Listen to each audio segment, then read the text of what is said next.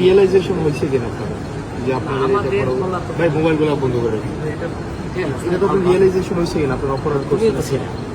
আমরা তো ছিলাম বলতে স্যার, আমরা তো আপনারা অপরাধ করছেন যে ছাত্রলীগ নির্যাতন নিপীড়ন করছে, আপনারা এগুলার ইন্ধন দিচ্ছেন, এগুলা নিয়ে স্যার আপনার অনুতপ্ত কিনা স্যার?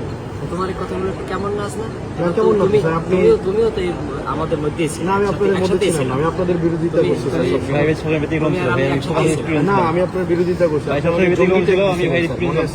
আপনি আমার জঙ্গি ট্যাগ দিয়েছিলেন ওই ইয়াতে রেস্টা বিল্ডিং এ, আপনি বলছিলেন আমি জঙ্গি। তুমি জঙ্গি? আপনি আমি এটা বলছিলেন স্যার। এবং না স্যার, বিশ্ববিদ্যালয় স্যার আপনাকে সাক্ষী রেখে ছাত্রলীগ নির্যাতন নিপীড়ন করছে, তখন আপনারা কিছুই বলেন না। এবং স্যার রিয়েলাইজেশন হলে তো ফাইন, আপনারা আমাদের সমাজের বিবেক, রিয়েলাইজেশন এটা হয় কিনা যে স্যার এটা অত্যাচার, কোনো অন্যায় হইলে সেটা আপনাদের এই রিয়েলাইজেশন হয় কিনা স্যার? আমাদের বলা তো ওইটা তো বলো, প্রত্যেকটা মানুষের ব্যক্তিগতভাবে মনে করি যে কোনো অন্যায় হইলে সেটা স্যার আপনার সময় অন্যায় হয় না বিশ্ববিদ্যালয় স্যার, গেস্টরুম গণরুম অন্যায় হয় না? গেস্টরুম গণরুমটা ধারাবাহিকভাবে প্রক্রিয়া চলে আসে। এটা আপনার সময় ছিল?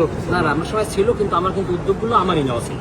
স্যার নিরসনের না হাসনাত, এটাও তুমি জাতি হিসাবে আপনাদের লেখা পড়ার তারপরে হচ্ছে কাজের মধ্যে এই জিনিসগুলো আসা উচিত, রিফ্লেকশন হওয়া এটাও উচিত। তুমি স্বীকার করবা যে পদক্ষেপগুলো সেগুলো কিন্তু আমি নিয়েছিলাম, এটাও না ওই অর্থে না স্যার, আপনারা সবসময় ডিনাই করছেন।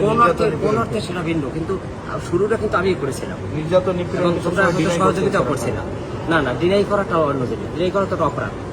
যারা ওই প্রক্টর স্যার ছিলেন উনি বারবার ডিনাই করছেন। না, ডিনাই ইতিহাস সবাইকে ভালো থাকবে, তোমাদের শুভকামনা।